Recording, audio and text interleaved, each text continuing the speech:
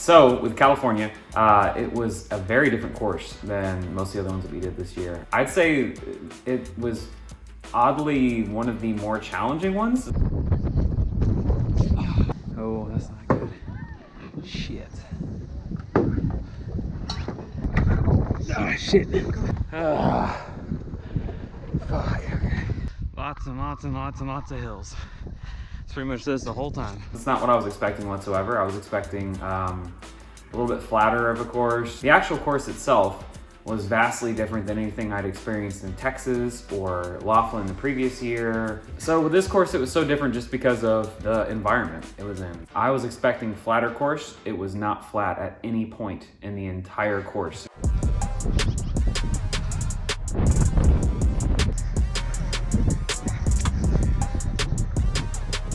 I don't know if you can see it, but there's people all the way winding up there, all the way up on the hill back here, all around there. It's just fucking crazy. Whew. And these are pretty much typical hills so far.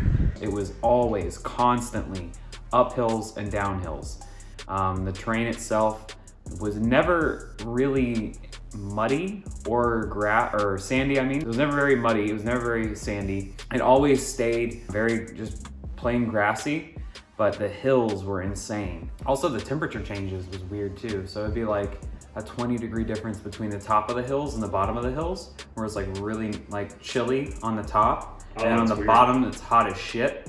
So you'd think it'd be the opposite, but nope, because the hard fucking winds. And I saw a couple people get knocked over. Some people were getting, you know, like their shit knocked over. My GoPro almost like flew off my head a couple times because of the winds. They were pretty bad. So those things were very different. In general though, I mean, the obstacles weren't crazy difficult. I figured out a new way to do the Olympus wall, which was fucking great because I literally had finally figured out the Olympus with the wooden wall part, and then they changed it to this like plasticky shit that you can't actually get traction on with your feet. And so I was trying to do it at Dallas after I'd finally fucking got it in the last race by myself, and I couldn't even get my fucking feet on the board. Like it was just hell trying to do it. And I saw someone else like try to do it in their socks, and I was like, well, fuck it, I'm gonna take it one further. I'm just gonna take my socks and my shoes off. We're gonna try this shit barefoot and see how it goes. And yeah, bare feet. And so I fucking did it, and I completed it twice. I did it on the Beast and the Super, and I got weird looks the second day. Nobody was paying attention to me the first day, but the second day, everyone was like, what the fuck, the guy's got his shoes on? And I'm just like shuffling across, doing my thing. And yeah, and I saw a couple people take their shoes off and try it, and I'm like, holy shit, this shit works. Yeah. So yeah, it's awesome. Because you can get traction on the rear. Yeah, so that's all you need is just, if you have your footing, it's either you have your footing or you don't on that obstacle. It's really all it is. Like, that's it.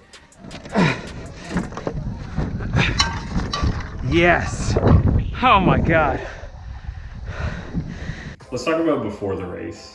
What were you thinking about? Because you had 2 races back to back. I was thinking, I'm gonna conserve my energy on day one. Yeah. I'm not gonna go all out. I'm not really gonna try to overexert myself. I'll, you know, climb the hills, run the descents, and I will, you know, give it my best on the obstacles, but not put everything I have into every single one of them and be completely crippled for the next day. Yeah. None of that happened. Absolutely none of that happened.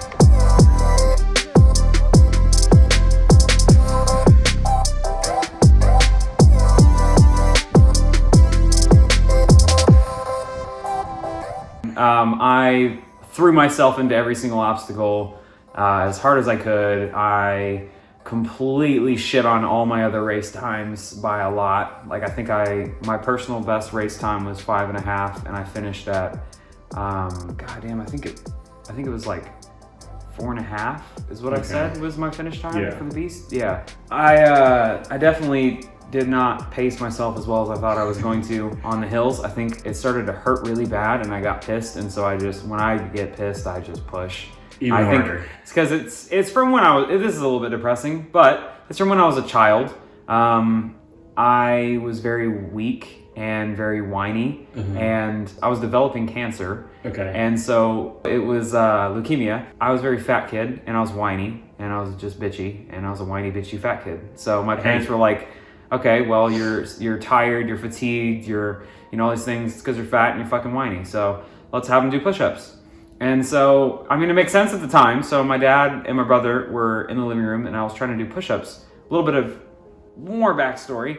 My leukemia started in my spine. Oh. And so the reason they know this is because by the time I got diagnosed, I had so many fractures in my spine, the doctor said he couldn't count them all.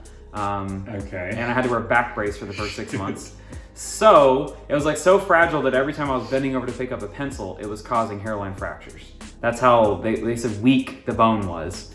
So I started doing these push-ups in the living room. And I think I got to like 2 or 3, and I just like was in so much pain. I was on the ground crying and in tears, and they were trying to motivate me and push me. Yeah. Like strong dad, strong brother type shit. And I'm fucking bawling on the ground like in so much pain, and they just think, oh, he's just being a whiny fat kid, so we're gonna push him harder. And I just remember feeling so weak and so defeated. And finally, my mom just tells him to stop. And I just go upstairs, and I think, oh, I'm just a weak fat kid.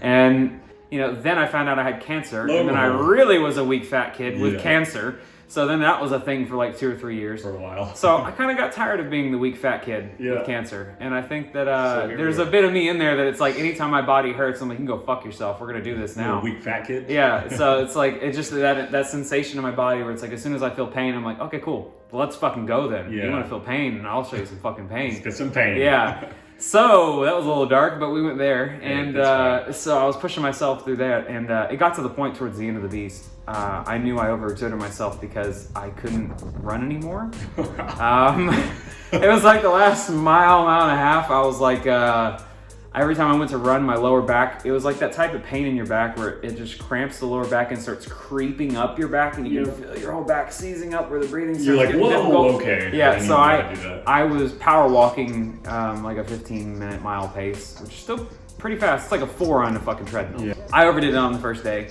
Thankfully, I brought my massage gun, I brought a ton of Advil, and we iced it and all that good stuff, and Karen massaged my legs and my hips and my back. And so the next day I woke up surprisingly okay. Yeah. Like, I woke up surprisingly good for the Super. I was very shocked. I was very ready to be like, oh God, no, why? Yeah. But I actually felt better when I woke up than I did post-race that night, which has never happened. The whole year I've been doing races, it's always like the night of the race, I'm like trashed as shit and I don't want to move, but the next day I'm like a stiff board, like I can't move. So I was very much expecting that.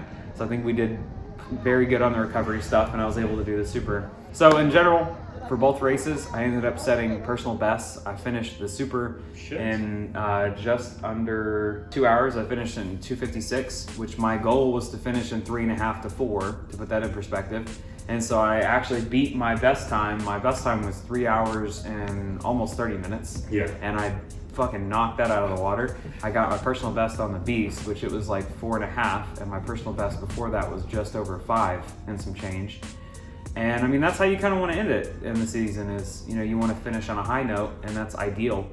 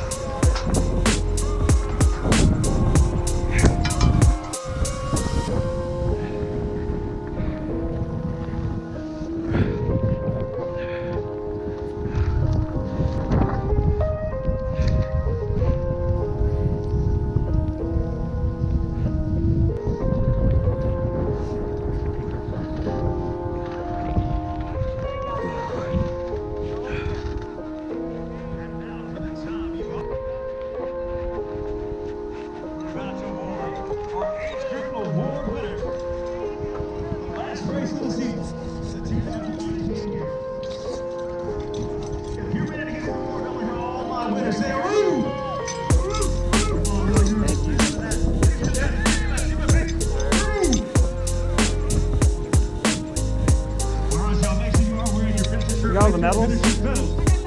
I put them on for the... We're gonna start off with our I still have never gotten a spear toss, so that's 12 races that I've never gotten it. Yeah.